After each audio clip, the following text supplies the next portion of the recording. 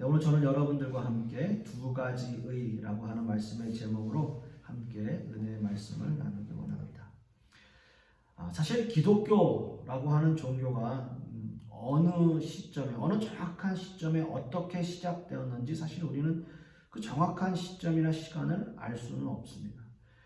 예수님께서 이 땅에 오셨고 또 공생애가 시작되셨고 또 십자가에 돌아가셨고 그리고 부활하시고 예수님을 믿고 따르던 무리들이 모여서 성령의 충만함을 경험한 그 시점, 우리는 이제 그 시점부터가 초대교회가 태동하고 시작되었다라고 우리는 대부분 생각하게 되는데요. 그러나 그 시점에도 기독교라고 하는 종교가 어떤 하나의 종교로서 인정받고 자리 잡지는 못했다라는 거죠. 그러니까 아주 오랜 시간이 걸렸다. 그래서 그 이후에나 기독교라는 종교가 이제 어느 정도 자리를 잡고 하나의 종교로서의 자리매김을 하는 그러한 시점들이 그 이후에 있었다는 거죠. 따라서 지금까지 제가 초대교회 상황들을 함께 말씀을 나누면서 가장 그 논란의 중심이 되었던 것은 바로 율법과 할례였어요. 늘 제가 말씀을 드리지만 율법과 할례의 문제 때문에 늘 초대교회는 시끄러운 거예요. 율법이라고 하면 곧 법이죠. 우리나라도 법이 있고 어느 나라나 다 법이 있습니다. 그래서 그때 당시는 유대인들에게는 율법, 그게 곧 법이에요. 기독교라고 하는 종교가 시작되던 그 시점, 우리가 이제 늘 얘기하는 초대교회의 시점, 그 당시에도 율법은 아주 중요한 법이었고요.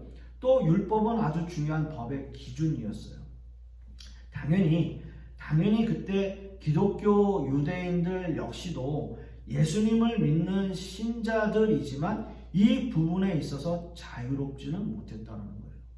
그래서 예수님을 믿으면서도 율법을 따라야 하고 예수님을 믿으면서도 너희는 할례를 받아야 돼 라고 이야기했던 아주 혼란스러운 시기였다라는 거죠. 자, 그런데 이 기독교가 기독교 유대인들만 믿었던 것이 아니고 이방인들에게도 복음이 전파되기 시작됐고 이방인들에게도 이 기독교라는 종교, 그때 당시 그리스도교라고 하는 이 종교가 전파되기 시작되었어요. 그래서 많은 사람들이 예수님을 믿기 시작하는 그러한 시점들이었다는 거죠. 그러면 이 말은 무슨 말이냐? 전혀 율법과 상관이 없이 살고 있었던 이방인들에게도 복음이 전파되기 시작되었다는 거예요. 율법이라는 건 유대인들이 믿고 있었던, 지키고 있었던 율법과 전혀 상관없는 사람들이 예수님을 믿기 시작했다라는 거예요. 그래서 사도행전 15장에 보시면 이 문제를 아주 깊이 있게 다루고 있고 이 문제 때문에 종교회의가 열리는 장면이 있습니다. 결론은 뭐냐? 결론이 나요. 결론은 이방인들에게 율법을 강요할 수 없다라는 거예요. 그러니까 율법과 상관없이 살던 이방인들에게까지 이 율법을 강요할 수 없다라고 하는 말은 결국 기독교 유대인들에게도 그렇게 할 수 없다라는 거잖아요. 그러니까 율법을 강요할 수 없다라는 결론이 납니다. 자, 그런데 그렇게 결론이 나면, 종교회에서 결론이 나면 더 이상 갈등이 없어야 되잖아요. 그런데 그렇지 않았어요. 우리나라도 마찬가지고 어느 세계나 마찬가지예요. 기독교 종파가 이렇게 점점 갈리는 거는 자기네들끼리 합의를 했음에도 불구하고 나는 따로 나가서 차릴래 이러면 이제 다른 종파가 생기는 거예요. 어찌됐든 그렇게 됐어요. 갈등이 없어지지 않았어요. 기독교 유대인들과 이방인 기독교인들 사이에서 계속적인 신학적 갈등이 일어나기 시작해요. 그 갈등이 계속 생기는 거예요. 이런 종교회의가 열려서 이 둘이 합쳐졌습니까? 아니에요. 이 둘은 영원히 결합되지 못했어요. 따라서 그 당시 시점에서 본다면 가장 시급한 문제가 뭐였을까요? 신학적 논쟁, 그런 논쟁들로 인해서 계속해서 합쳐지지 못하고 갈려지는 그러한 상황들이라면 뭔가 신학적 토대가 제대로 잡혀야 되잖아요. 이방인 기독교의 신학적 토대를 놓은 사람이 누구냐라고 이야기한다면 오늘 로마서를 기록한 여러분들이 너무나 잘 아시는 바로 바울 사도예요. 바울 사도는 율법주의자였고요. 유대인 중에 유대인이었고요. 그리스도인들을 박해할 정도로 유대교의 열정적인 사람이었어요. 그런데 자신이 왜 율법의 길을 버리게 되었는지를 또 그것에 대한 신학적 서술을 기록한 것이 바로 로마서라는 거예요. 그래서 바울은 신학적으로 어떤 기독교의 정체성, 어떤 기독교를 확고히 하기 위해서 이런 성경들을 기록하고 있습니다. 자, 오늘 우리가 읽은 본문 로마서 10장 5절에서 15절은 바로 이런 율법에 대한 어떤 신학적 해명 또는 신학적 토대라고 이야기할 수 있어요. 바울은 두 가지의 의의를 대립적으로 설명하고 있습니다. 하나는 5절에서 말하고 있는 율법으로 말미암는 의이고요. 다른 하나는 6절이 말하고 있는 믿음으로 말미암는 의라고 하는 거예요. 자, 먼저 5절을 한번 보십시다. 5절을 보시면 모세가 기록하되 율법으로 말미암는 의를 행하는 사람은 그 의로 살리라 하였거니와 라고 말씀하고 있어요. 자, 레위기 18장 5절의 말씀을 인용하고 있습니다. 율법을 실천하면, 율법을 완전하게 실천하면 그런 사람은 의로움을 얻을 수 있다라는 거예요. 이게 율법의 기본이죠. 그 법들을 다 잘 지키면 나는 의로운 사람이고 의로운 사람으로 칭해요. 율법의 기본이 바로 그거예요. 율법을 지키는 거예요. 자, 그런데 제가 여러 번 여러분들에게 말씀을 드렸지만 문제는 아무도 율법을 온전하게 완전하게 지킬 수 있는 사람은 없어요. 그런 사람은 없어요. 내가 알고도 죄를 짓지만 모르고도 짓는 죄들도 많아요. 부지불식간에 우리가 모르고 내가 생각하지 못하고 있을 때 내가 죄를 지었네? 라고 생각할 수 있단 말이에요. 제가 이 예를 한번 드렸던 것 같은데 제가 미국에 살면서 기차를 타고서 이제 제가 학교를 통학하고 다녔는데 표를 체크를 안 해요. 거기는. 그러니까 이제 자기가 당연히 끊고 타는데 가끔 용무원이 지나다니면서 체크하긴 하는데 거의 안 해요. 그래서 이제 대부분 끊고 들어가는데 그날은 제가 좀 늦었어요. 막 뛰어 들어가서 탁 탔어요. 표를 안 끊는 거예요. 제가. 근데 그거를 몰랐어요. 당연히 표를 끊는 줄 아는 거죠. 항상 그렇게 하니까. 근데 타고 나서 이제 몇 정거장 한참 가고 나니까 참 내가 표를 안 끊었는데 그때부터 마음이 쿵탁쿵탁 거리기 시작하는 거예요. 저 영무원 오늘따라 나 검사하면 어떡하지? 그런 생각이 드는 거예요. 몰랐을 때는 몰라요.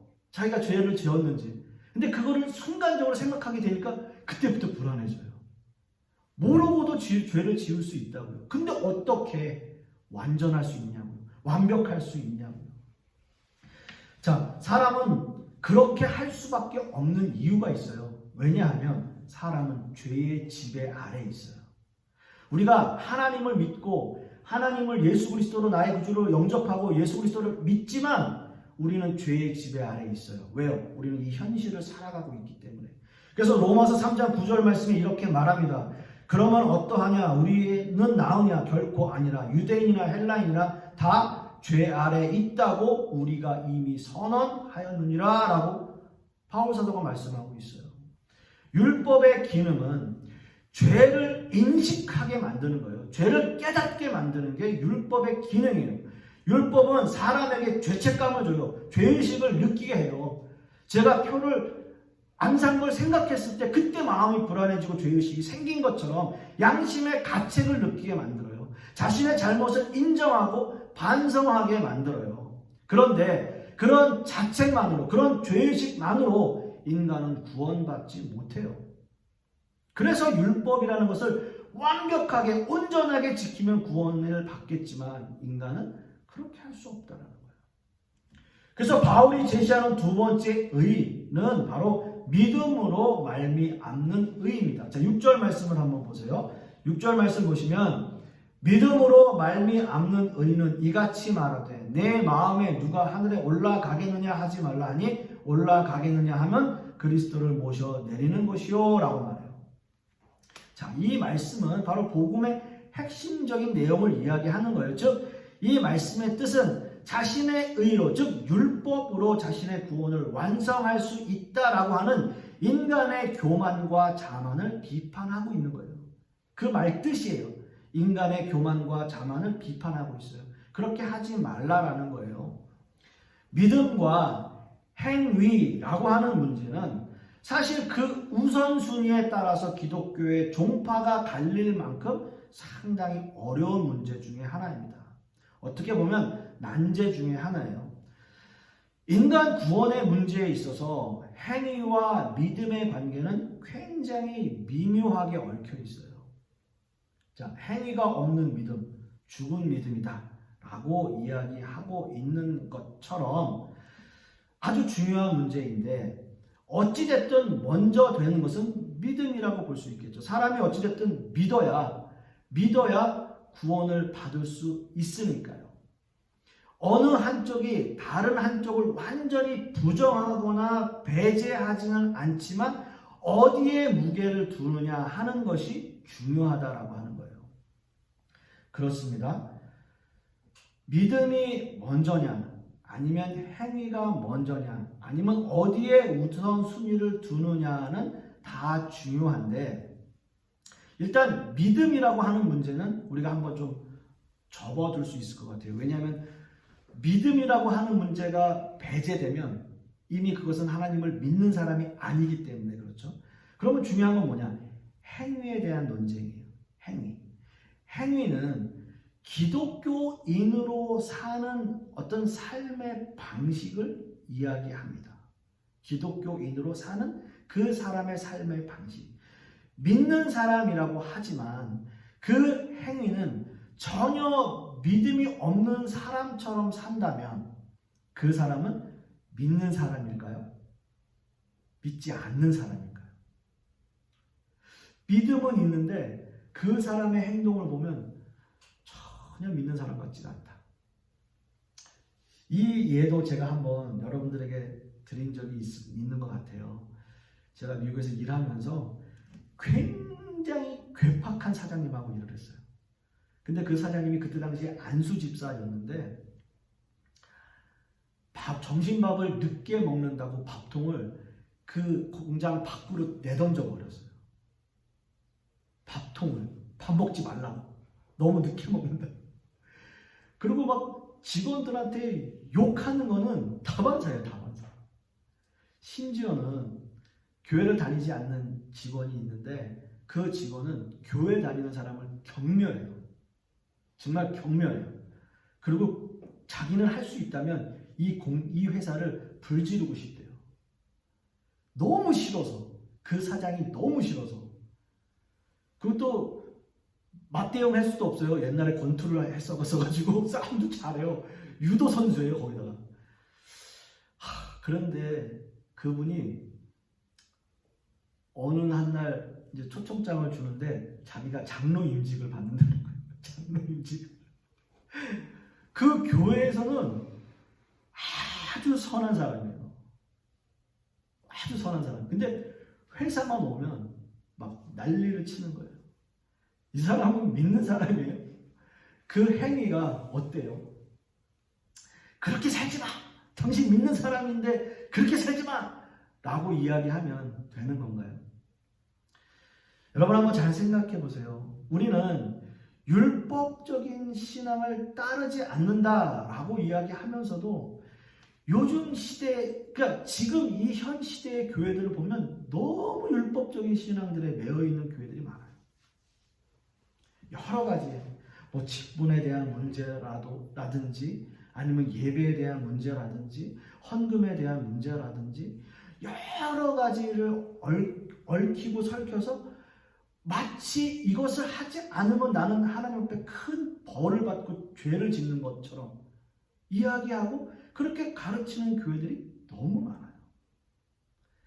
여러분 예수님은 그렇게 하지 않으셨습니다.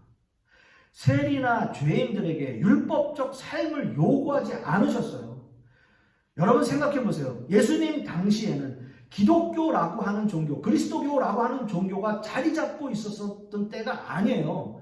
당연히 율법의 그 법의 지배를 받고 있던 시대예요. 그럼에도 불구하고 예수님께서는 율법을 지켜야 하는 그 시대에도 예수님은 그들에게 그런 요구를 하지 않으셨다고요. 예수님이 율법을 몰라서 그렇게 하지 않으셨나요? 아니에요. 근데 그런 요구하지 않으셨어요.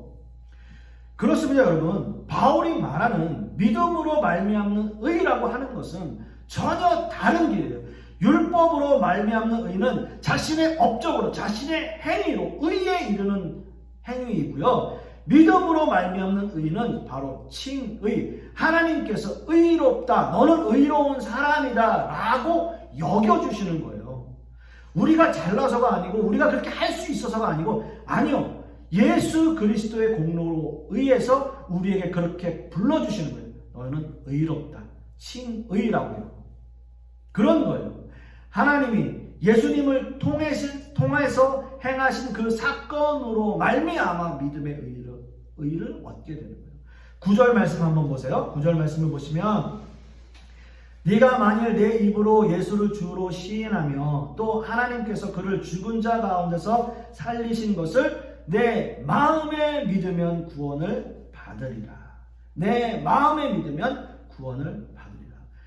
교회가 세상 가운데 선포해야 될 말씀이 바로 여기에 있어요. 교회가 해야 될 일이에요. 당신 그렇게 살면 안 돼. 당신 도덕적으로 잘 살아야 돼. 당신 양심적으로 살아야 돼. 교회 이렇게 잘 지켜야 돼. 뭐 잘 해야 돼. 이런 말 할 필요 없다는 거예요. 사람은요, 하지 말라고 해서 그 사람이 하지 않습니까? 하라고 해서 그런 것을 하는 사람이 있어요? 만약에 그 말대로 교회에서 그런 식으로 말하는 대로 다 사람들이 지키고 행하면, 그러면 지상천국이죠. 그렇게 다 되겠죠. 사람 그렇게 안 돼요. 제가 아까 말씀드렸듯이 우리는 죄의 지배 아래에 있기 때문에 그렇게 살지 못해요. 교회가 해야 될 일은 이런 말 하는 게 아니에요.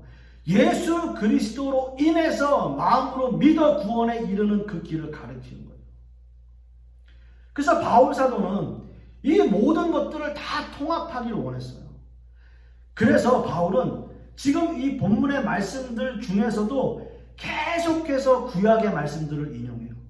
좀 아까 읽어드린 레위기의 말씀들, 신명기의 말씀들, 이사야의 말씀들, 요엘서의 말씀들, 이런 말씀들을 다 인용하는 거예요. 구약의 말씀들을 다 인용해서 구약의 말씀이, 당신들이 율법을 지키지 말라고 하는 그런 구약의 말씀들이 완전히 갈라져서 다른 곳에 있는 것이 아니라 이 모든 것들이 다 기반이 되어진다.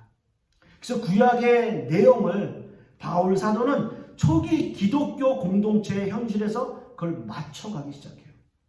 그것을 맞게 해석해내는 거예요. 구약의 말씀들을 신약의 말씀들, 바울 사도가 생각하고 있는 그런 신학적 토대들에 맞춰가는 거예요.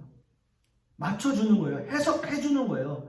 그래서 유대인이나 헬라인이나 차별이 없다라는 말을 해요. 오늘 본문 12절에서 바울은 유대인이나 헬라인이나 차별이 없다라고 이야기하는 거예요. 율법을 기준으로 하면, 구약의 말씀들 율법을 기준으로 하면 차별이 있어요. 그러나 입으로 시인하고 마음으로 믿는 것을 기준으로 하면 차별이 없다라고 하는 거예요. 자, 12절 말씀 다시 봅니다. 유대인이나 헬라인이나 차별이 없음이라 한 분이신 주께서 모든 사람의 주가 되사 그를 부르는 모든 사람에게 부요하시도다.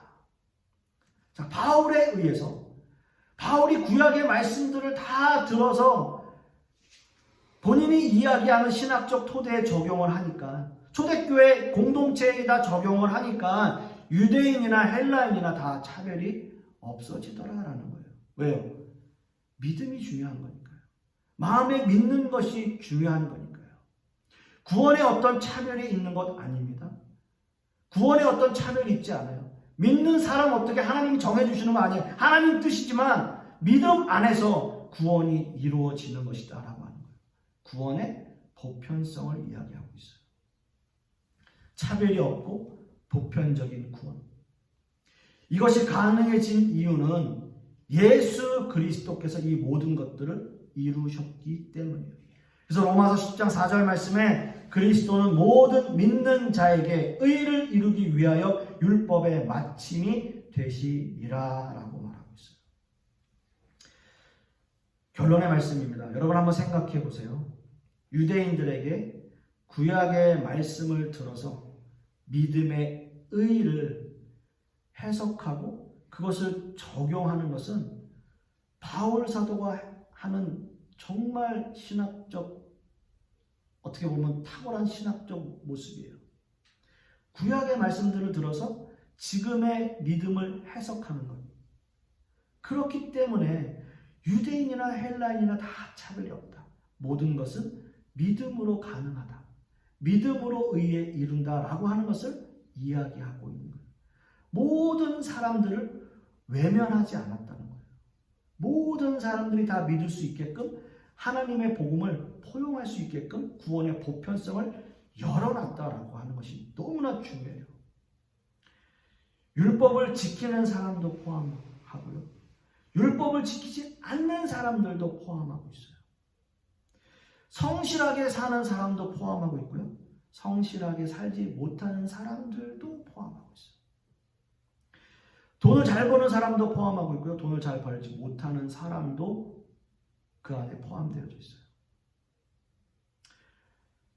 외국인 노동자들도, 우리나라에 와서 돈 버는 외국인 노동자들도 포함하고 있고요. 우리가 미워하는 사람도 포함하고 있고요. 우리가 싫어하는 사람도 포함하고 있고요. 또 우리가 나 그 사람 만나고 싶지 않아 라고 피하는 사람이라도 다 이 안에 포함되어져 있어요. 그것이 구원의 보편성이에요. 그것이 믿음으로 인한 의라고 하는 거예요. 사랑하는 성도 여러분, 믿음으로 의에 이른다라고 하는 것, 결국 신자다운 삶을 사는 것, 이것이 하나님의 은혜이고 축복임을 믿는 저와 여러분 되실 수 있기를 간절히 소망하겠습니다. 기도하겠습니다.